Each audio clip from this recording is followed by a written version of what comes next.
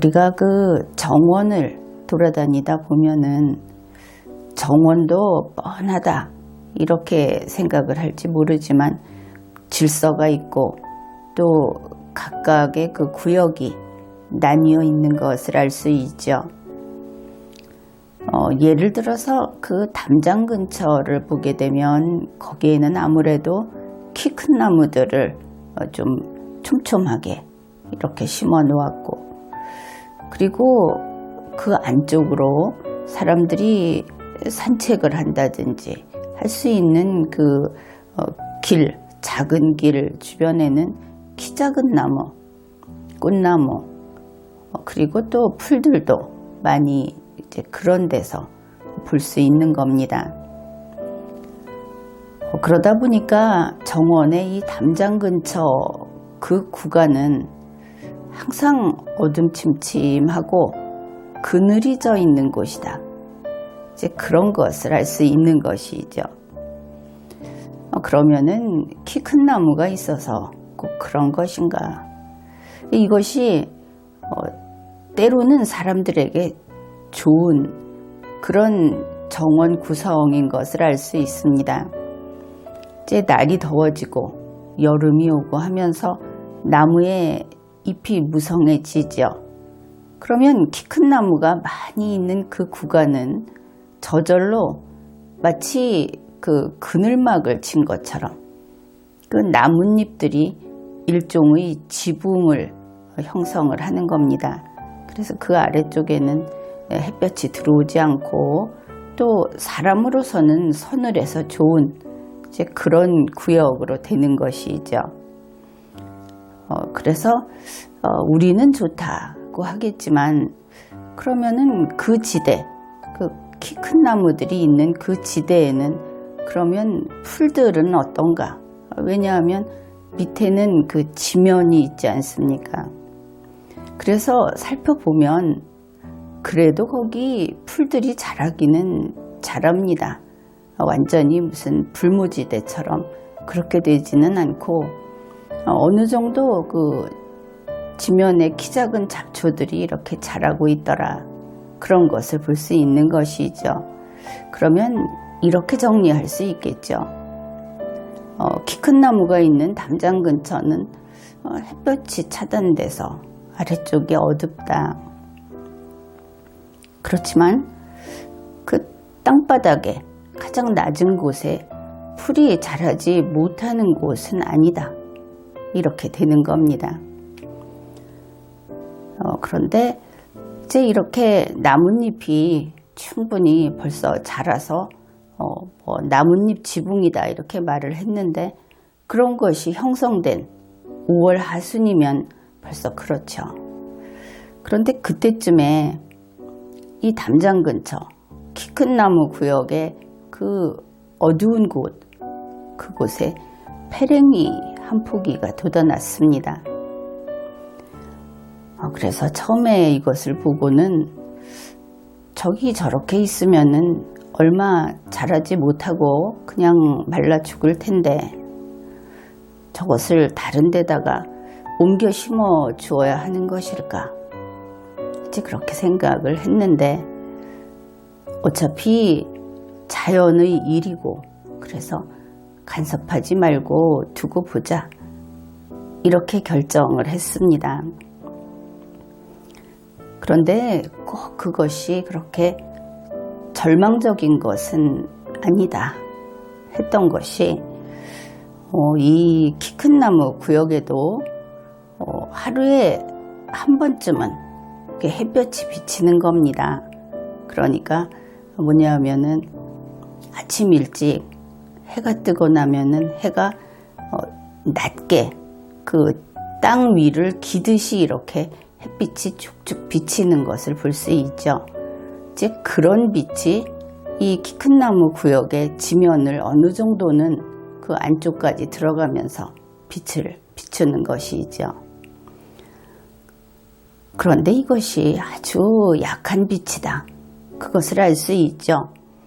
그리고 햇빛이 비치는 그 시간이 짧다 하는 겁니다. 그러니까 이제 아침에 일찍 그 빛이 페랭이 근처까지 들어가는 것 같기는 한데, 이렇게 보면은 아슬아슬하게 페랭이 바로 우리가 사람이라고 생각을 해서 우리가 서 있다 하면은 발끝에 찰랑찰랑하게 빛이 오다가는 그냥 빛이 거두어지는 것이죠. 다른 곳으로 비껴가고 마는 겁니다. 그래서 참 안타깝다, 그렇게 생각을 했는데,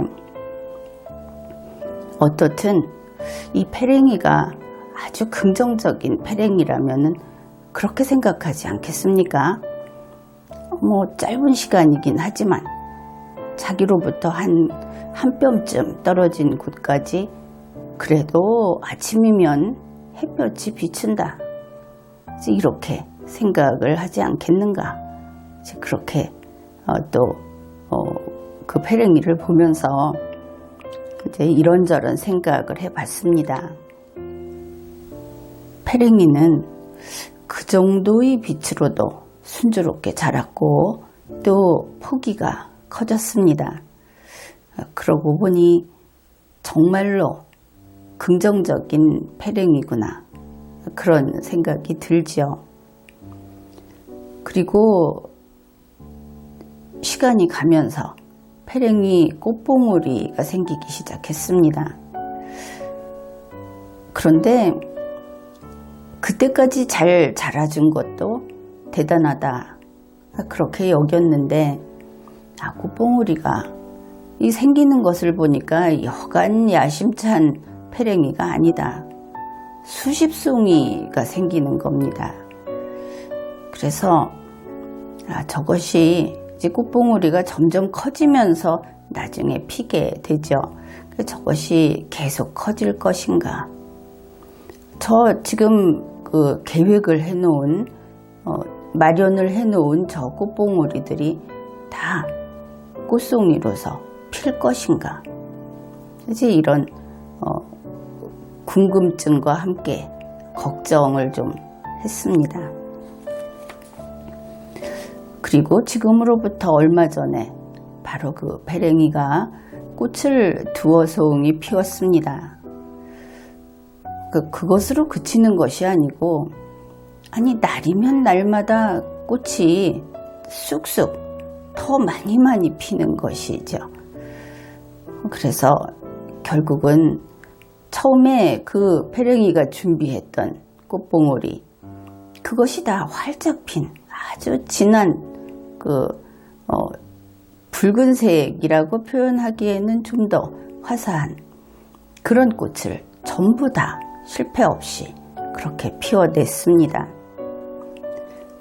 그러니 아침나절에 잠시 들르는 비껴가는 그 햇살로 이렇게 꽃을 피워내다니 해서 좀 믿기지 않는 면도 있었습니다. 그 침침한 나뭇잎 지붕 밑에서, 큰 나무 지대에서 그런 것이죠. 그래서 이제 이 페랭이 꽃이 이제 무더기라고 표현을 해야 하겠죠. 작지만 그 있는 곳에 가서 들여다보고 이렇게 하면서 좀 시간을 보냈습니다. 이리저리 둘러보면서. 그러다 보니 그 비밀을 알게 된 것이죠. 어떻게 이 페랭이는 그 컴컴한 큰 나무 지대에서 꽃을 피웠는가. 그 비밀의 열쇠는 바로 나뭇잎 지붕이었습니다. 처음에 뭐라고 했습니까? 나무가 위로 쭉 자라면서 그 가지들이 서로 엇갈려서 그 가지에 잎이 자라니까 이게 그냥 그 집에 그 초가집 이형을 이어 놓듯이 그렇게 하늘을 막은 것이죠. 그래서 위에서 내려오는 햇볕을 차단하는 나뭇잎 지붕이 됐다, 그렇게 이야기를 했죠. 그런데 이것이 누가 엮어서 묶어 놓은 것도 아니고 그냥 나뭇가지가 저마다 쭉쭉 뻗어 있는 것입니다. 바로 거기에 그 비밀이 있는 것이죠. 바람이 세게 불면 그 위에 있는 나뭇가지는 역시 가늘고, 그러니까 흔들립니다. 그 나뭇가지가 흔들리면서 처음에 나뭇잎 지붕 그랬지만 이것이 그냥 나란히 있던 것이니까 틈이 벌어지는 겁니다. 틈이 벌어지면서 그곳으로 빛이 내려오는 것이죠. 그러면 이것은 아침에 그 희미한 빛이 아니고 대낮이, 우리 그 머리 위에서 환히 비추는 그 대낮의 빛이 그 틈으로 아래 지면까지 내려오게 되는 겁니다. 그런데 이것이 잊지 말아야 할 부분이, 쫙쫙 빛이 내려올 수는 없죠. 나뭇가지가 얼기설기해서 흔들리면 우리가 나무 그림자를 본 적이 있지 않습니까? 바로 그런 식으로 빛이 비추다 말다 이렇게 되는 겁니다. 그런데 빛이 비출 때는 숲속에서 마치 그 서치라이트를 비추듯이 빛 줄기가 보입니다. 그렇게 햇빛이 이 페랭이까지 오더라. 그렇지만 그 빛은 이 지면에 닿을 그 페랭이에게 도달할 때쯤 되면은 약하죠. 센 빛은 아닙니다.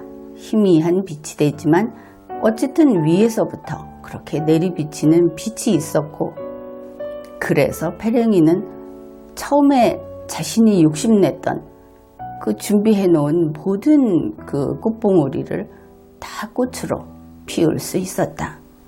그것을 알 수 있었습니다. 그러니 이것은 페랭이의 꿈과 또 페랭이의 세상에 대한 믿음과 약속을 지키는 그 자연, 이 합작이 아닌가, 그렇게도 보이죠. 아무튼 이제 잠시 후에 여러분에게 그 페랭이 꽃을 보여드릴 텐데, 그런 이유에서 이 페랭이 꽃은 이유불문하고 아름답다, 이렇게 이야기를 해둡니다. 우리 인간 세상을 좀 돌아보게 되면 세상에는 이렇게 그 불리한 처지에서 출발하는 사람들이 있기 마련이죠. 그런데 여기에서 또 한 가지는 짚어두겠습니다. 그 처지가 불리하다고 해서 세상이 그것을 책임진다든지 너만 억울하면 안 돼, 이런 이야기를 하려는 것은 아닙니다. 거기에는 전혀 관심이 없으니까. 다만 좀 불리한 처지에서 출발한 그런 사람이 오늘 최선을 다하고, 그렇게 오늘을 지내고 최선을 다하고 다시 새로운 오늘이 오죠. 그때 또 최선을 다하고, 그렇게 한다면은, 그러면 우리는 어떻습니까? 그를 보면서 아주 흐뭇하고 아름답다, 당신이 행복하기를 바란다, 이제 저절로 이런 마음이 되는 것이죠. 그래서 그렇게 어제보다 더 나은 오늘을 이루어낸 여러분에게 특별한 박수를 보냅니다. 이제부터 그 이유 불문하고 아름다운 페랭이 꽃을 함께 보기로 합시다.